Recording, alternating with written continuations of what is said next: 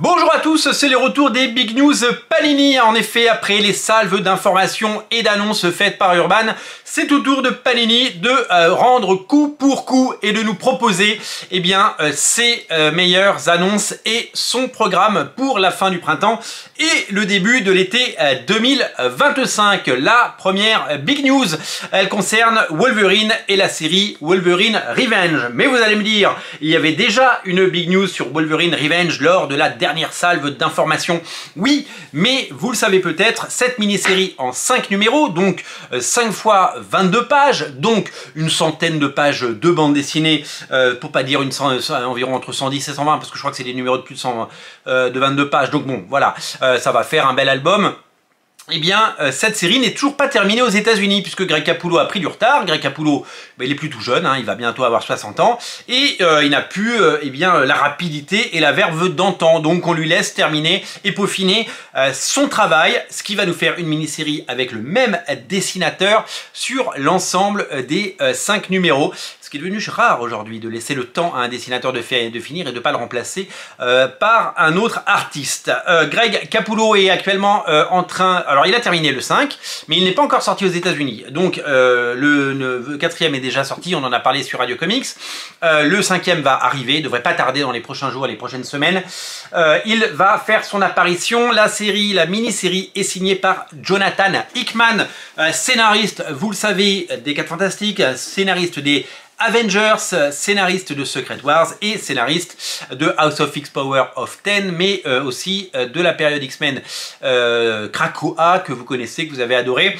Grand architecte, c'est lui qui scénarise Ultimate Spider-Man depuis bientôt plus d'1 an et il fait partie des grands noms, il fait partie des superstars des comics et c'est un scénariste qui arrive à fédérer et qui arrive à rameuter du public. Ils ont associé Jonathan Hickman et Greg Capullo pour une mini-série en 5 parties sur Wolverine qui est absolument magnifiquement dessinée. Pour le moment, je vous avoue que je ne suis pas totalement convaincu par l'histoire. On attend le 5e numéro pour se prononcer définitivement, mais on aurait souhaité une histoire encore plus épique, encore plus grandiose et à l'épreuve du temps. Mais on laissera aussi le temps juger ce comics, parce que souvent quand ça sort et qu'on lit 22 pages tous les 2 mois, puisque ça sort à peu près tous les 2 mois maintenant, on n'a pas le recul nécessaire pour en apprécier toute la substantielle moelle. Alors, Wolverine Revenge, donc déjà annoncé, retardé en version originale, donc retardé en version française. Vous l'avez compris, cette série nous arrive en juin. On l'aura en juin 2025 en version française. Et on aura pas moins de 3 éditions pour ce Wolverine Revenge. La première édition, c'est l'édition classique. L'édition classique, c'est-à-dire les 5 numéros de Wolverine Revenge, avec certainement une couverture qui devrait ressembler à ça. Elle est magnifique, elle est iconique. 5 numéros réunis dans un 100%, donc le format que vous connaissez, format comics, format classique. C'est une histoire complète, il n'y aura pas de tome 2, ce n'est pas engageant. Vous pouvez le tenter et vous ferez votre avis. Sort en même temps, et ça avait été déjà annoncé également, la version collector noir et blanc dans la collection Prestige. La collection Prestige, vous la connaissez, c'est elle qui vient d'accueillir le Captain America La Vérité. On a vu évidemment Spider-Man, l'histoire d'une vie dans cette collection. On a vu également le Daredevil de David Mack, on a vu vraiment plein de choses étonnantes dans cette collection et c'est une collection qui semble plaire et trouver son public parce que souvent chez Panini ils font des tests et si ça marche pas, ça s'arrête au bout de quelques mois parce que le public n'a pas répondu. Donc la collection fonctionne et donc Wolverine Revenge en noir et blanc, Prestige noir et blanc. En Prestige noir et blanc on avait eu notamment l'ère d'Ultron par... Kurt Busiek et donc Georges Pérez bien sûr, et on a eu récemment, vous le savez, le Wolverine Weapon X de Barry Windsor Smith qui était absolument divin. Donc on a des très beaux albums dans cette collection, et dans cette collection noir et blanc, on aura en grand format le Wolverine Revenge sans les couleurs, donc pour voir le trait magnifique de Greg Capullo avec un encreur qui s'appelle Tim Townsend. C'est vraiment une équipe de génie et je pense que ça va absolument être délicieux pour les pupilles et pour les regards. Alors, depuis l'annonce, donc il y a quelques semaines maintenant, de la sortie de Wolverine Revenge, donc qui est décalé et qui sort en juin maintenant, les gens ont gueulé parce que Panini ne proposait pas la version Red Band, la version Red Band. La version Red Band, c'est quoi? On va expliquer parce que tout le monde n'est pas au courant. Panini Comics, pour une série comme Wolverine Revenge, a sorti deux versions. Une version classique et une version Red Band. Dans la version Red Band, il y a deux modifications qui sont faites. C'est deux bouquins vendus séparément. Donc il faut les acheter les deux. Donc c'est évidemment un gimmick marketing pour nous faire acheter plus de comics. La preuve, ça a marché. J'ai acheté Wolverine Revenge numéro 2 à 5 € et Wolverine Revenge en Red Band à 6 €. Donc j'ai dépensé 11 € plutôt que 5. C'est le but. Il faut savoir que commercialement c'est hyper important pour Marvel Comics puisque Wolverine Revenge s'est classé dans le top 10 des ventes et Wolverine Revenge Red Band également. C'est-à-dire qu'ils ont occupé 2 emplacements du top 10. Donc autant vous dire qu'on parle de dizaines de milliers de ventes. C'est totalement taré. Donc commercialement, il n'y a pas de débat. Ils l'ont fait, ils ont gagné. Ça marche. Le public répond présent. Et c'est vraiment quelque chose qui séduit un large public.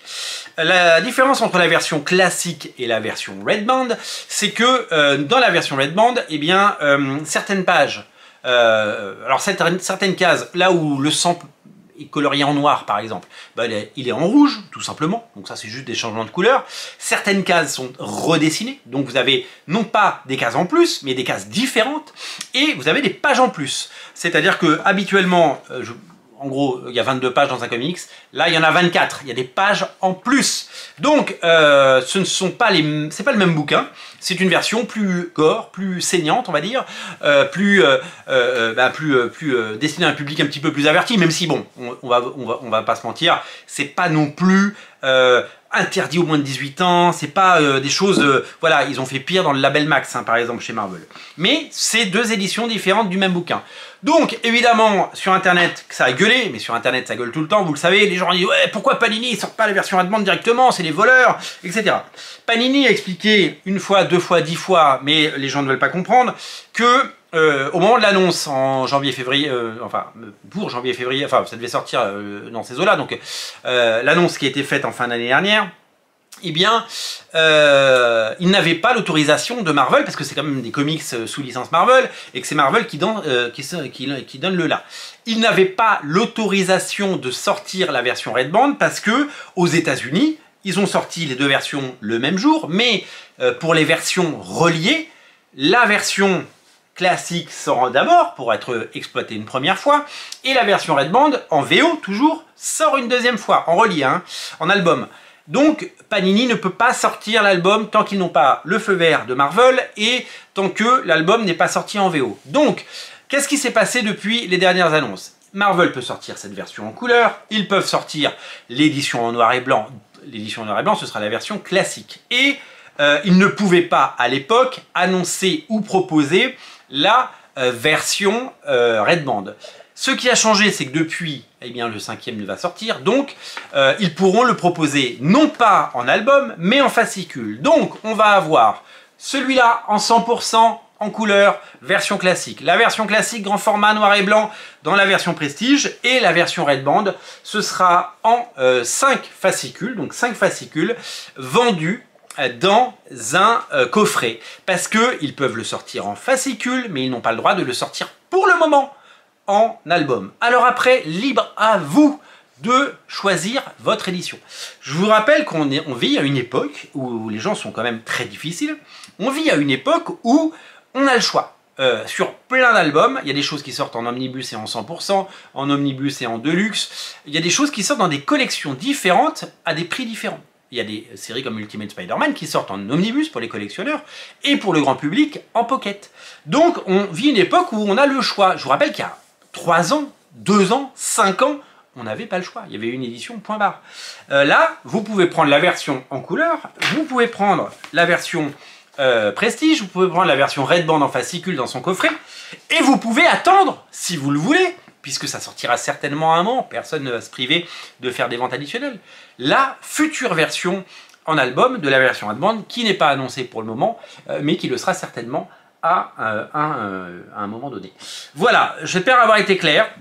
On va avoir 3 éditions différentes d'une même histoire, mais de 2 albums. Donc la version classique en 100% et en Prestige noir et blanc, la version Red Band en fascicule mais en coffret.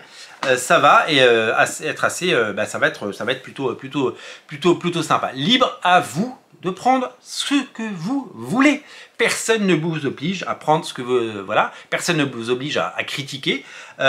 Voilà, Panini nous fait des propositions, vous dites oui, vous dites non, tout comme Urban qui sort Batman Silence 2, non pas en album, mais d'abord en fascicule et en noir et blanc. Eh bien, il y a des gens qui vont l'acheter, il y en a qui vous disent que c'est un scandale et qui ne l'achèteront pas, il y en a simplement qui vont juste attendre plusieurs mois pour avoir l'album. Voilà, c'est vraiment tout simplement. Il faut juste s'armer de patience dans les comics. Je sais que vous êtes habitués à tout avoir immédiatement à travers eh bien, les internets.